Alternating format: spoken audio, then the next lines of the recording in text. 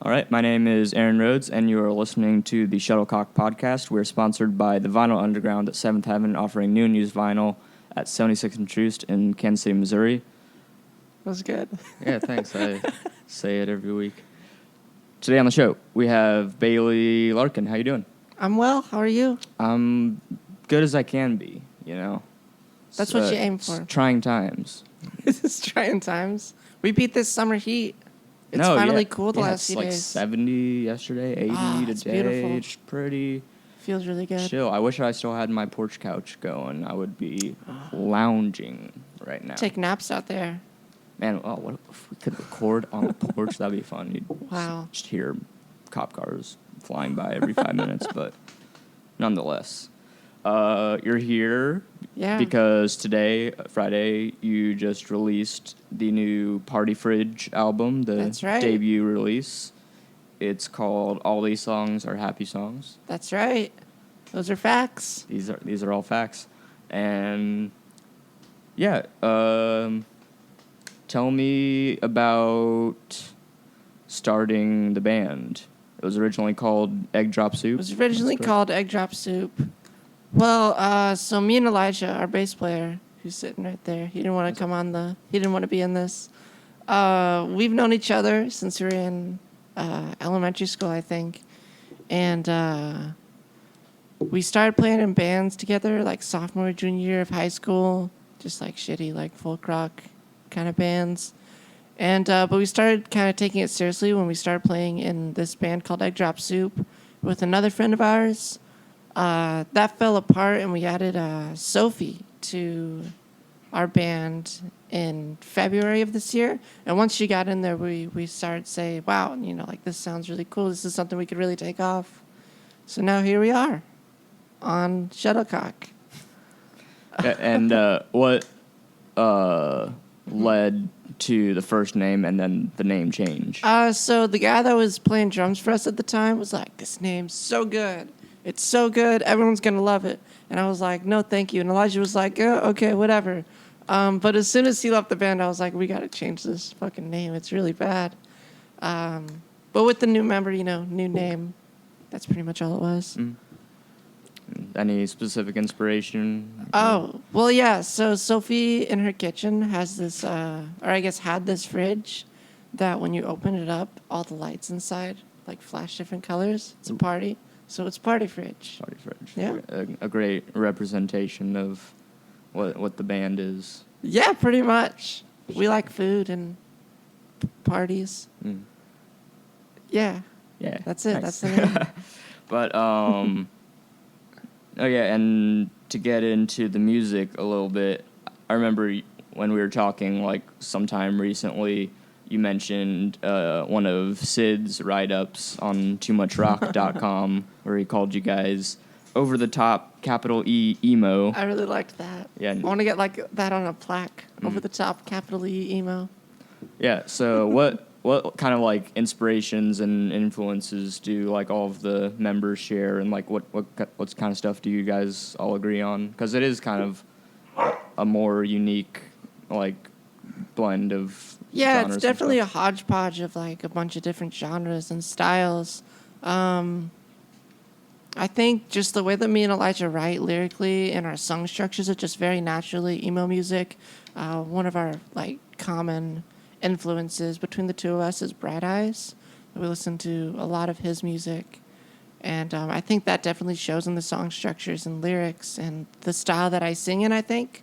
But we both listen to a very wide array of genres, like from punk music to more math, to emo, to jazz and classical. And I think when I'm writing something, I'll just continue to be listening to, I'll just be continuing to listen to whatever I'm in the mood for. And what I'm listening to kind of gets melded into what I'm writing at the time.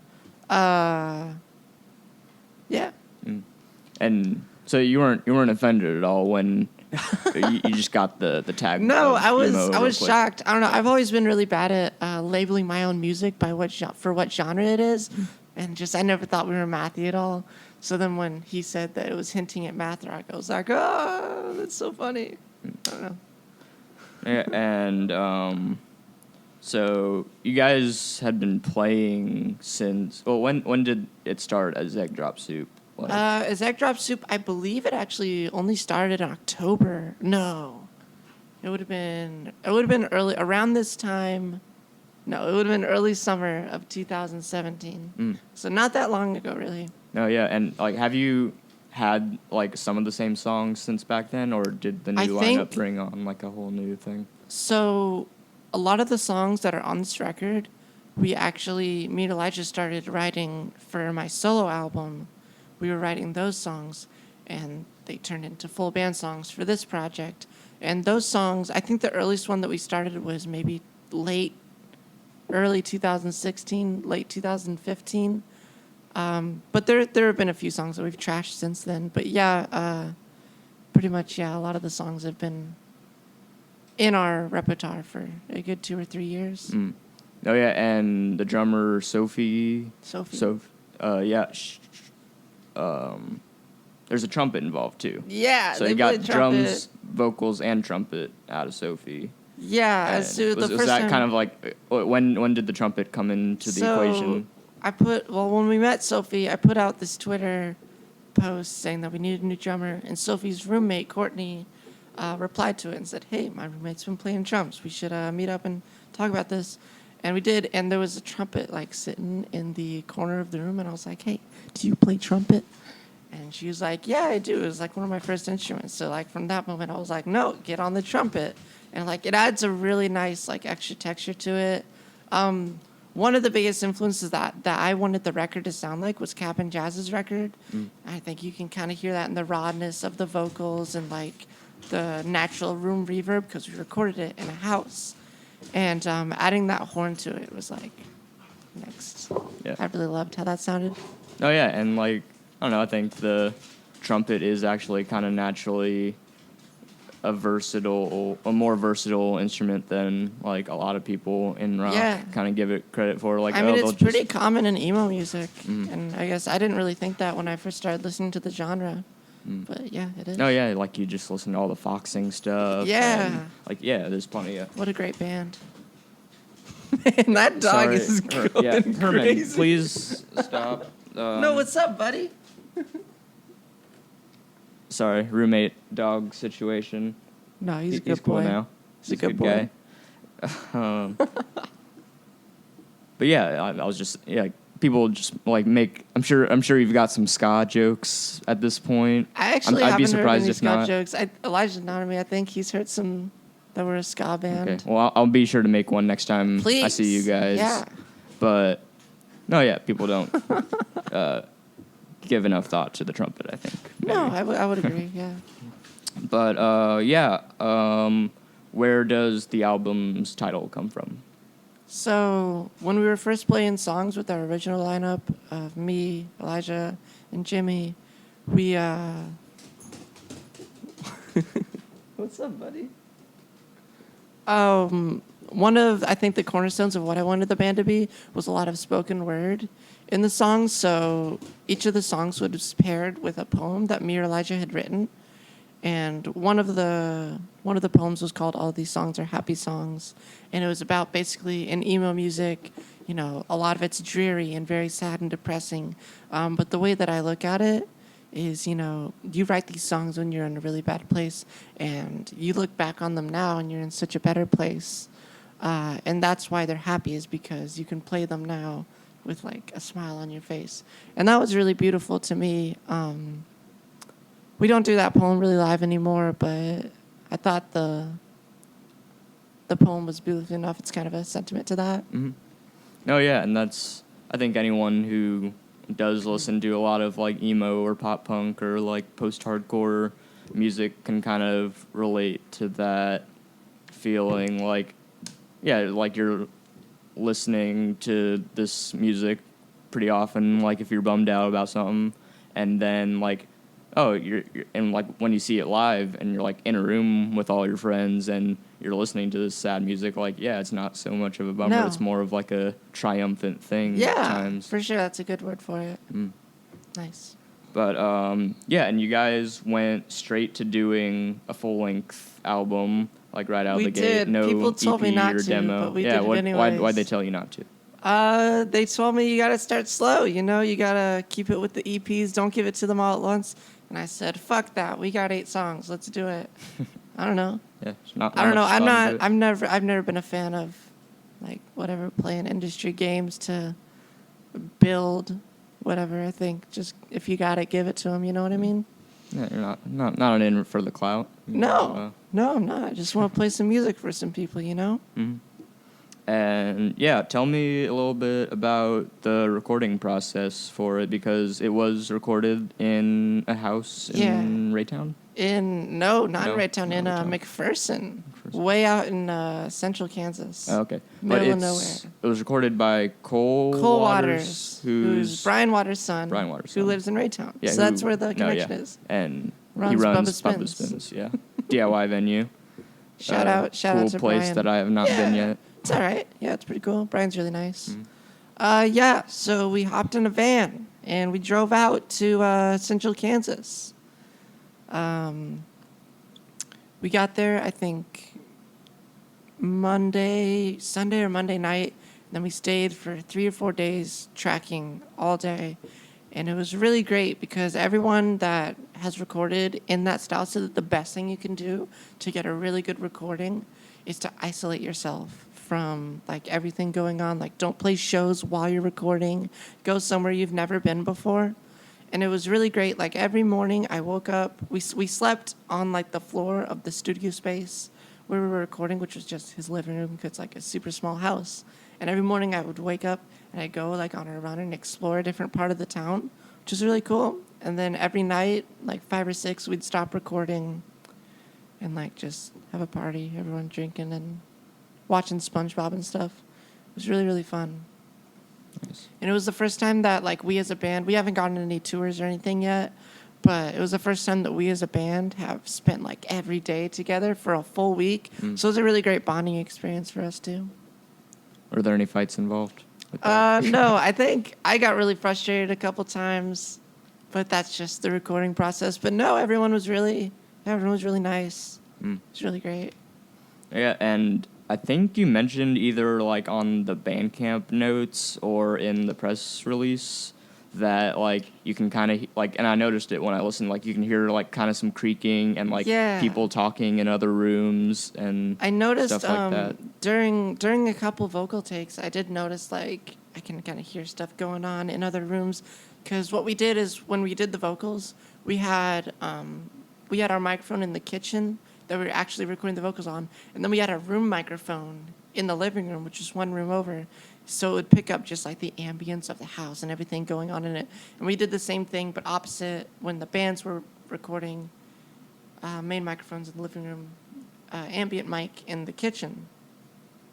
And basically to get any kind of reverb or to just get that lo-fi, just like room feel, we just turned up that microphone because people were just hanging out in the house while we were recording. It was really, really cool. At one point, I think during the last track on the album, you can hear Cole's roommate, Robert, come home from work, like throw his keys on the table and stuff. Like he comes in the kitchen, like makes himself a sandwich. It's really cool. Because some of the parts of the album are super chaotic and otherworldly and psychedelic. But then there's these like super real moments where you just hear stuff happening in a room and it like brings you back to reality. Yeah, he's grabbing stuff out of the party fridge and making some. No, that was bad. That was bad. Yeah, That's okay, though. It was a reach. But you gotta try sometimes. No, but has Cole had other bands to record there before? Or this is the first time. I believe it's the first time they had someone just come to his house and do it in his house. I know he recorded his band Junior Retreat, which is really good. Shout out to Junior Retreat. And also his other band, From Dust to Beating Hearts. They're also really good. Shout out to Dust from Beating Hearts. But I think we're basically maybe the third band that he's done a project like this, but the first band that he's ever done in his house. Nice. So it was a learning curve for all of us, for sure. And what else do I got here? Oh, yeah, and lyrically, the first song, you dive in to some pretty heavy stuff. It's pretty right off the bat. And it gets, like, it kind of shifts, like, throughout the album, shifts to, like, slightly less consequential stuff. But, like you had talked about in the writing, you go into, like, gender dysphoria and some of that stuff. So, like, I'm just, like, you don't have to go into the whole process of writing that, but I was a little curious just, like, what the writing means to you in those like, those heavier situations, Yeah, like, does it, like, really, like, help you to any extent, or is it kind of a more painful process? I think when I'm writing the songs, it's definitely therapeutic to get these words down and really, like, document my emotions. And I feel like it's good for me too to revisit that and just see how I was feeling at this time in my life. I mean, that song in particular, the night before we had our first show with our new lineup, a good friend of mine had killed himself. And that day, I wrote that song. And every time I come back to it, I kind of think about that. And just, like, what a dark place it put me in. But that, getting to be loud and rowdy and make music that night was, like, really good for me. And, it makes me think about that every time I play it. It's really great. But, yeah, in regards to, writing about gender dysphoria and depression and everything, I think this is definitely the most honest project that I've ever made. I get pretty candid about, mental health and gender dysphoria on my solo album, but I don't think it came anywhere close to where it does on this album. I think having, like, the wall of sound behind it really amplifies those feelings and makes it pretty lethargic, and yeah. Not afraid to shout about stuff when you have a not at all. guitar blaring behind you. Yeah, pretty much. And and as far as vocals go too, like, you're talking about your solo work, and, like, I noticed, like, maybe some people would maybe shoot for, like, a different, like, more specific, like, emo vocal style, but, like, I think the kind of, like, folk punk style vocals that you do on some of your solo stuff kind of carries over here. So is that kind of a conscious thing you think about? I don't think it was conscious. I'm not a trained vocalist in any way. So I think that's just the way I know how to sing, especially when it gets more screamy and it kind of carries more towards, like, a screamo vibe in the vocals. That's just me shredding my throat. It was never a conscious thing, and I think that to get that same vocal range with my solo stuff, I just use the same inflection in my voice. Yeah, it was never a conscious decision, I don't think, though.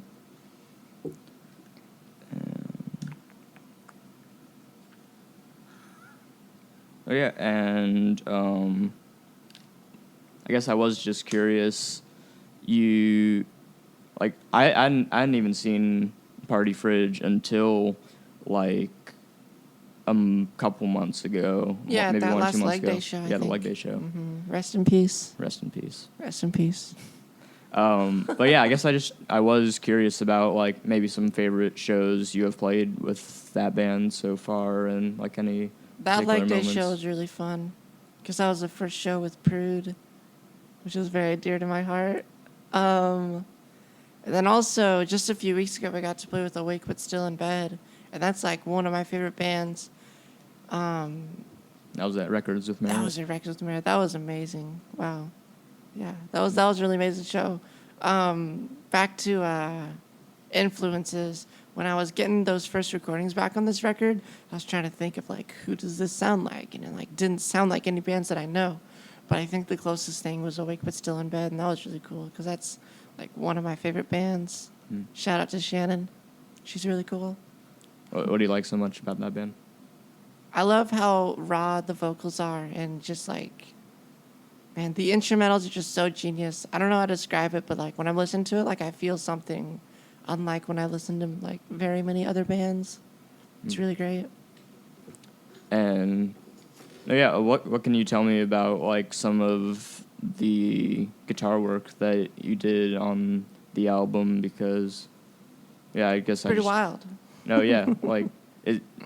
I guess again, not to ask the same thing, but like, do you consciously write your solo work different than like band stuff you have, or is it kind of a collaborative effort when you do it? Or? Well, me and Elijah pretty much everything that I've ever made, really, me and Elijah have made together. And we're both fans of like folk and emo music. So when we write together, it definitely veers that way. And like I said, we wrote a lot of the Party Fridge songs at the same time that we were writing my solo album.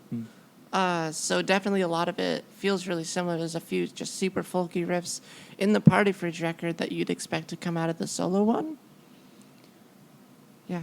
As for basically what makes it, I think, unique to Party Fridge is all the effects and all the modulation and things I put on it, which give it a pretty unique sound. Oh, yeah, and I'm trying to think, like, there aren't a ton of drums on... Wait, I forget, do you put, like... On the solo one? Yeah, there's no... I think it's yeah. just acoustic guitar and me, and then there's, like, electric guitar on one song. And you'd also recently been telling me that you're trying to get away from performing, like, solo sets and that kind of thing. What has kind of pushed you from wanting to do that? During the couple-month period where Party Fridge didn't have a drummer, that's when I started making... That's when I released the solo album.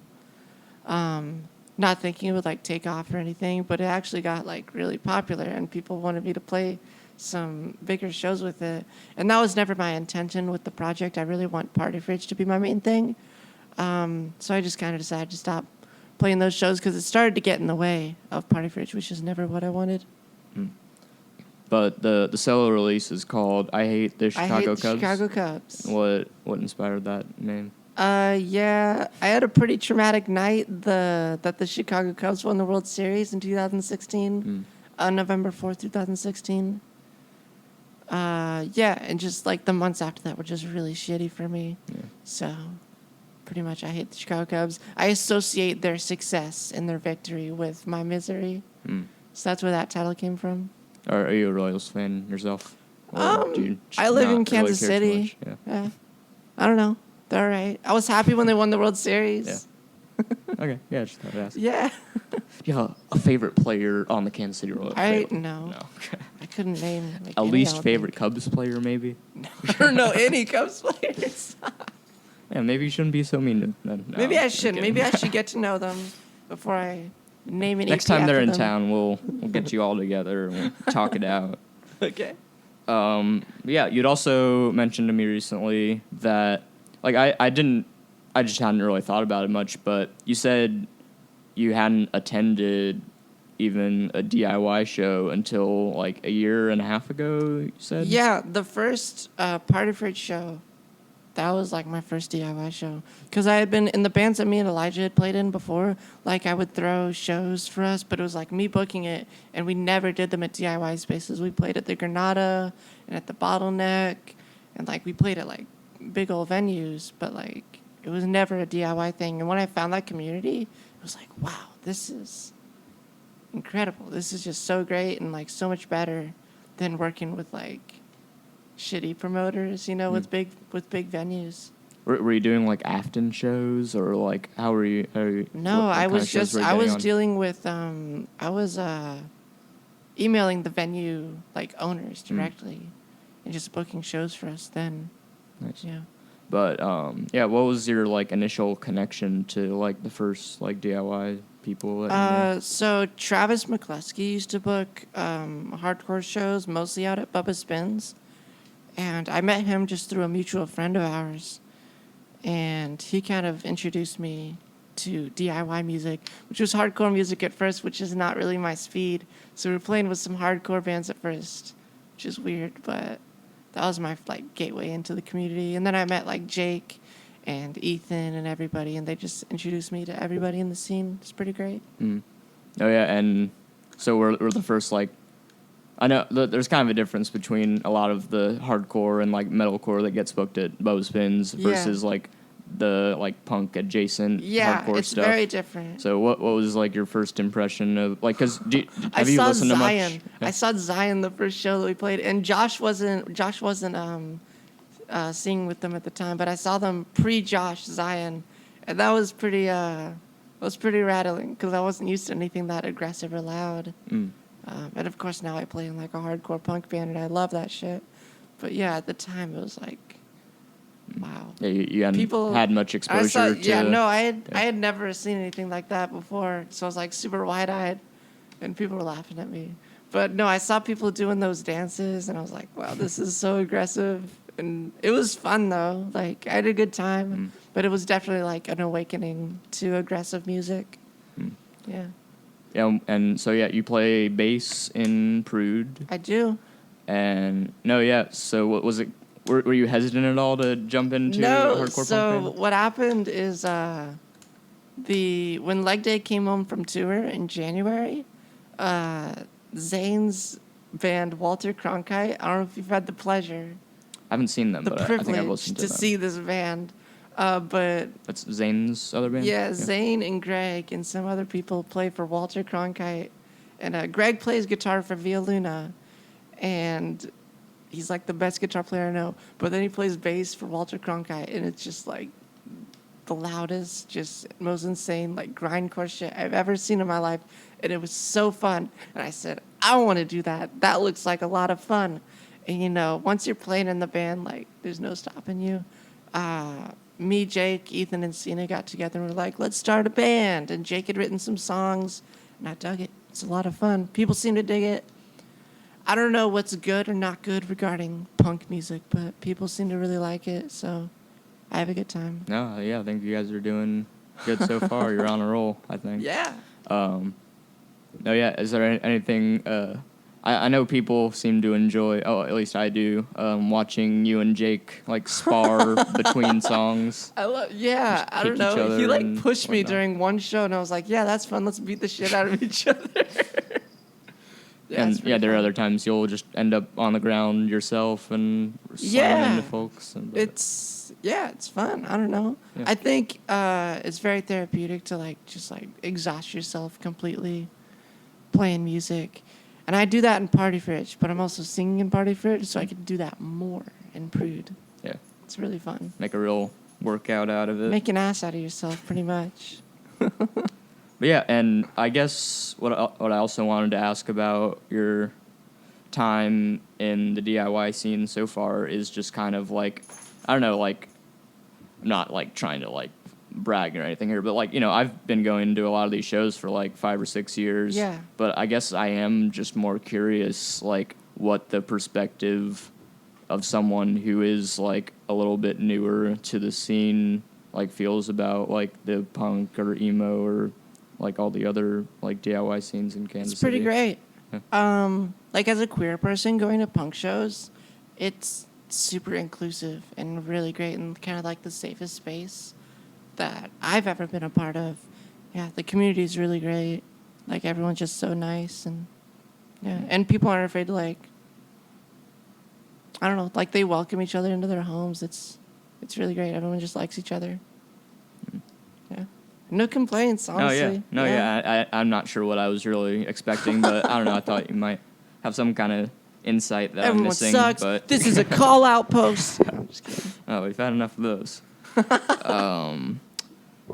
But yeah, is there anything we didn't get to that you want to talk about? Any bands that you're excited about right now? Anything you're excited for coming up? Any local bands I'm excited about? Yeah. Employer's new record's really good. Liquid Swords is on tour right now. They're really good. Prüde is going to record a demo when Liquid Swords gets back.